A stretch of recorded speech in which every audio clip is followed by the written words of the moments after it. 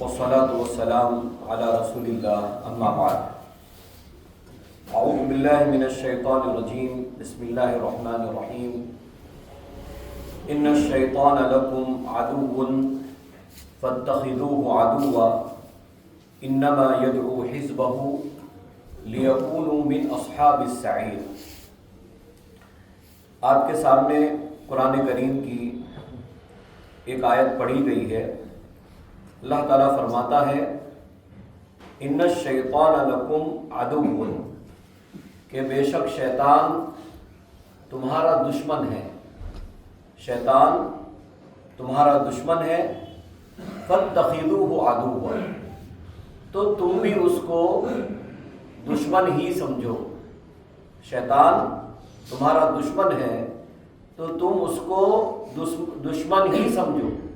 انما یدعو حزبہ لیکونوا من اصحاب السعیر، وہ اپنے گروہ کو بلاتا ہے تاکہ وہ بھی جہنمیوں میں سے ہو جائے۔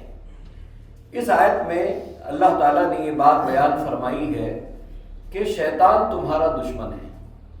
شیطان کی جو دشمنی ہے یہ آدم علیہ السلام کے زمانے سے شروع ہوئی اور یہ دشمنی قیامت تک رہے گی۔ یہ جو شیطان ہے اس کی جو انسان سے دشمنی ہے یہ آدم علیہ السلام کے زمانے سے شروع ہوئی تھی اور قیامت تک یہ شیطان انسانوں کا دشمن رہے گا۔ اور اس نے اللہ سے کہا ہے کہ میں تیرے بندوں کو گمراہ کرتے رہوں گا، ہر طرف سے میں ان کی راہ میں رکاوٹ بنوں گا۔ تو شیطان انسان کا دشمن ہے، تو انسان کو شیطان کی چالوں سے بچنا چاہیے، شیطان کے ہیلوں سے بچنا چاہیے کہ کہیں شیطان گمراہ نہ کر لے جائے۔ کیونکہ شیطان کا مقصد کیا ہے؟ مقصد یہ ہے کہ شیطان اپنے گروہ کو بلاتا ہے، لے جاتا ہے۔ کس طرف لے جاتا ہے اور کیا کرواتا ہے شیطان؟ کہ جیسے خود شیطان جہنمی ہے تو وہ چاہتا ہے کہ اس کا گروہ بھی اس کے ساتھ جہنم میں جائے۔ دیکھیے شیطان انسان پر بہت طریقے سے حملہ کرتا ہے۔ صحیح بخاری اور مسلم کی حدیث ہے کہ ابو ہریرہ رضی اللہ عنہ فرماتے ہیں کہ اللہ کے رسول صلی اللہ علیہ وسلم نے فرمایا یاتی الشیطان احدکم، کہ شیطان تم میں سے کسی کے پاس آتا ہے، وسوسے ڈالنا انسان کے دل میں۔ کیسے کیسے وسوسے ڈالتا ہے؟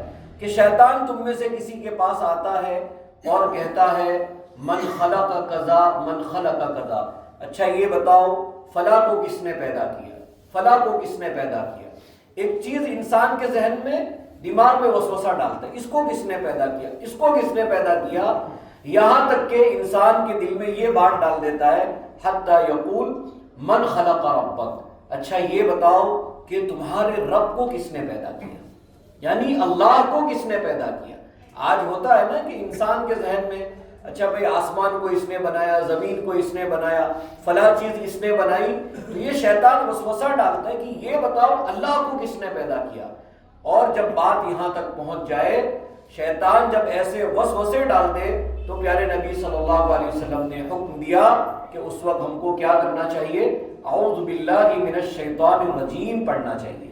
یعنی یہ جو شیطان جو وسوسے ڈالتا ہے تو اس کے وسوسے سے ہم کیسے بچ سکتے ہیں؟ یہ جو برے خیالات دل میں ڈالتا ہے اس سے ہم کیسے بچ سکتے ہیں؟ تو کہا اعوذ باللہ من الشیطان الرجیم پڑھنا چاہیے۔ یہ حملہ جو شیطان کا یہ تو عقیدے پر ہے کہ وہ آپ کو یہاں تک لے جاتا ہے اور اتنے وسوسے ڈال دیتا ہے کہ اب یہ بتاؤ کہ اللہ کو کس نے پیدا کیا۔ آپ سوچئے کہ کتنی بڑی بات ہے اور کتنا خطرناک وسوسہ ہے جو شیطان بندوں کے دل میں ڈالتا ہے۔ تو شیطان کی چالوں کو سمجھنا چاہیے۔ شیطان انسان کا کھلا ہوا دشمن ہے، تو ایک مسلمان کی اپنی ذمہ داری ہے کہ وہ اللہ تعالیٰ کی عبادت کرے اور شیطانی جو جو کام قرآن و حدیث میں بیان کیے گئے ہیں اس سے بچنا چاہیے۔ آج کا سوال یہ ہے سوال کہ بھئی یہ شیطان جو ابلیس ہے تو یہ ابلیس فرشتہ تھا یا جن تھا؟ ہاں ابلیس فرشتہ تھا یا جن؟ جن۔ ابلیس جو ہے یہ جن ہے، یہ ابلیس جو ہے فرشتہ نہیں ہے، یہ جن ہے۔ اور اس کا ذکر جو ہے سورہ کہف میں اللہ تعالیٰ نے کیا کانا من الجن، کانا من الجن، اللہ تعالیٰ سے دعا ہے اللہ تعالیٰ ہم کو قرآن و حدیث پر عمل کرنے کی توفیق عطا فرمائے اور شیطانی چالوں سے وسوسوں سے ہماری حفاظت فرمائے۔